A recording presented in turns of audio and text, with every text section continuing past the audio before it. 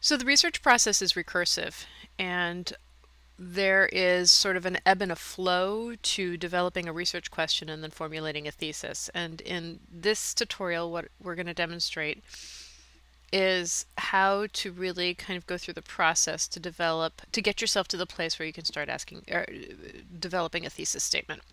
So we're going to do some research on immigration and the impact of immigration law on the criminality of people involving immigration. So the first question we should ask ourselves is, what do I need to learn? So is current immigration law fair? That would be a good question to start asking yourself. Do strict immigration laws promote criminality in the United States?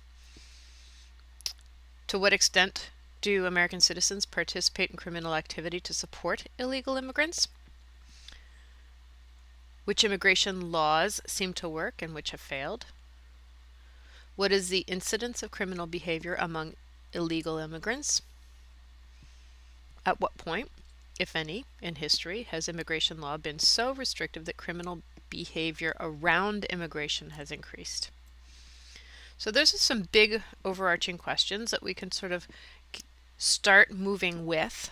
And, I I don't think it's necessary to actually select one at this point because we're just formulating, we're just doing the exploration right now. So the question, where should you begin researching? Well, definitely start with broad sources because we don't know enough at this point to really be able to go into the detailed resources and start to understand them. Eventually, we'll get to the deep coverage. But for now, it's fine to start with sort of encyclopedic type of references like ABC Clio or Encyclopedia Britannica or even your textbook.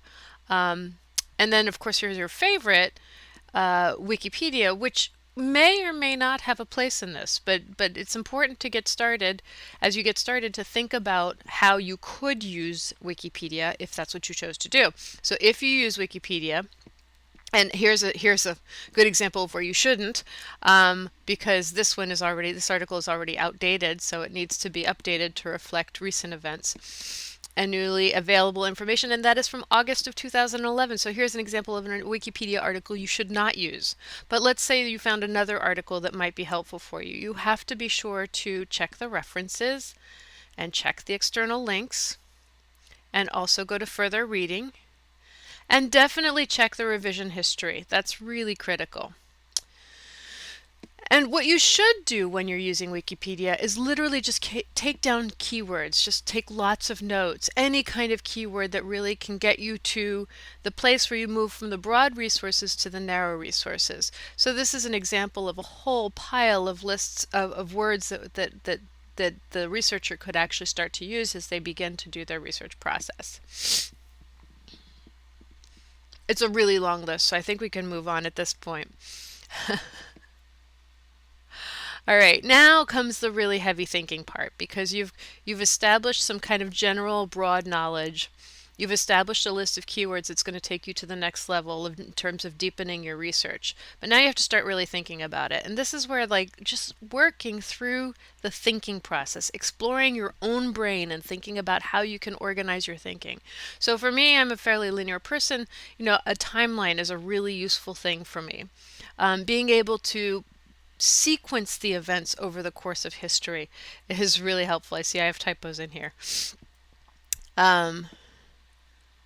So we're looking at a series of events around immigration or legislation around immigration where we can really kind of put them in a sequential organization. Here's another way of organizing: factors that influence the treatment of immigrants in the U.S. And then we have discrimination, we have labor, we have leadership, we have population shifts, we have foreign policy, and that all feeds into really what is becoming a pretty central focus is criminal behavior among American citizens evolving immigration, and also criminal behavior among immigrants to America. So now we have a clear understanding of the two foci that we have going on. So now I want to start thinking about, where am I going to get the most resources and what is going to be actually the most productive research. So where am I going to get the most evidence? And for this, I sort of did a little chart, and I'm leaning towards crimes by immigrants. This might be a good point in your research process to develop your preliminary thesis statement, but definitely check with your teacher. So now we go and start delving into the deeper resources. So remember, we started with very superficial kind of overview resources. Now we're going to delve into some of these are reference books. Some of them are much, much more detailed. And we can also go to the online catalog and go to the databases.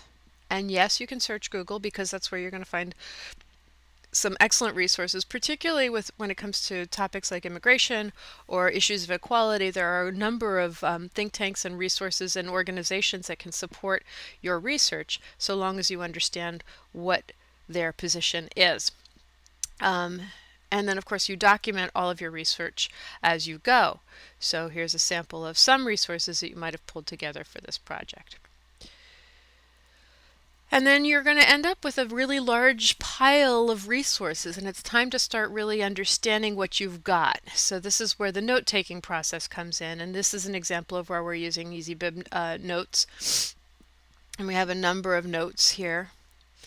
And the critical part about the note-taking is really the comments. And I'm going to read through one example of comments because it tends to fuse a few things, namely the resource evaluation piece, but that's not all of it. It also has to talk about relevance. How does it fit into your research process? So here's an example. This is a succinct piece of news reporting, another typo, by a Christian Science Monitor staff writer who doesn't seem to have any special expertise in immigration law. So that's the resource evaluation piece. I'm done. But now I'm going to talk about where this fits into my research process. But it fills the missing gap I was looking for by addressing the degree to which restrictive legislation could increase the number of criminal charges, even if people's behavior doesn't change. It explains that the law allows police officers to question anyone they suspect of being an illegal immigrant, and it makes it a state crime to be in the country illegally. So since I'm researching the impact of tough immigration law on crime rates, it meets my needs, but it leaves me with questions too. For one thing, I need to find statistics comparing crime rates that involve immigration-related infractions in Arizona before and after this law was implemented so I can substantiate my theory. That's a really good example of comments because it fuses both the resource evaluation piece, but also where does this fit into the larger picture? What is the relationship between my resources? And that's an important part of this process. Okay, so now we can do a couple of things. This is just a very nice way to be able to outline your resources. Once you've created note cards in EasyBib, you can actually just create an outline out of it. That's pretty handy. So you can just drag and drop those over there. It creates an outline. You can choose to create the outline, and then you can export it to Google Apps if you choose to do that. So now it is important to stop and figure out what's missing, because you can't possibly do this in a straight line. There has to be a place where you go back and you say, wait a minute, I need something else. And really, if you're doing your work correctly, it's going to show up in those comments and those journal entries and those reflections about your research process that you'll know you have some gaps. So now you have to honor your own words and really go back and do the homework and go back and find what's missing. So then you go back to the databases, you go back to the online catalog, and you go back to documenting your additional resources. And of course, if you need more information, just text the library because we are here to help.